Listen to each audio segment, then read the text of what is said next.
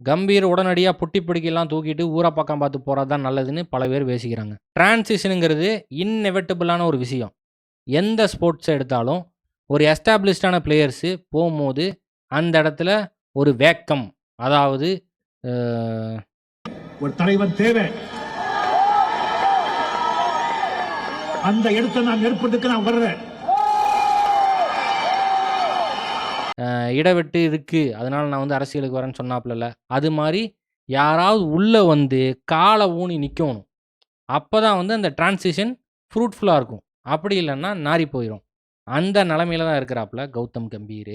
Gautham கம்பீரும் Indian team அந்த டிரான்சிஷனில் இருக்கா? S, definitely. Test டீமை விட்டு விராட் கோலியும் ரோஹித் சர்மாவும் போனதுக்கு முக்கிய காரணம் கௌதம் கம்பீருங்கிறது உலகறிஞ்ச உண்மை. பல நல்ல பிளேயர்ஸை டீமு பக்கத்துலேயே அண்டை விடுறது இல்லைங்கிறது ஒரு பக்கம் இருக்கட்டும். கம்பீரோட தாட் ப்ராசஸ் என்னவா இருக்கும்னா, ஓகே, இதிலிருந்து நம்ம ஒரு நல்ல டீமை உருவாக்கி அடுத்த 10 வருஷத்துக்கு செட்டப் பண்ணி வைக்கிற மாதிரி ஒரு டீமை ரெடி பண்ணுவோம் அப்படின்னு ரெடி பண்ணிட்டு இருக்காப்புல.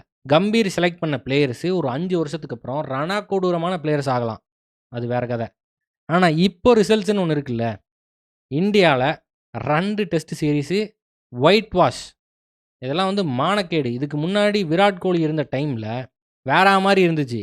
இந்தியாவுக்குள்ளே வந்தாலே ஓட விட்டு அடிப்போம்னு சொல்லி சுற்றிட்டு இருந்தோம். ஆனால் இப்போது வர்றவன் போகிறவன்லாம் நம்மளை பிடிச்சி பொழந்துட்டு இருக்கான். அடுத்தது பங்களாதேஷ் ஜிம்பாவே கூப்பிட்டு வந்தீங்கன்னா அவனுங்களும் நம்மளை பிடிச்சி தாக்குவானுங்க. டெஸ்ட்டு மேட்ச்சு தான் ரியல் கிரிக்கெட்டு அப்படின்னு சொல்லி சுற்றுற உலகத்தில் டெஸ்ட்டில் இவ்வளோ மகா மட்ட ரகமாக இருந்தால் என்னையா அர்த்தம் இது?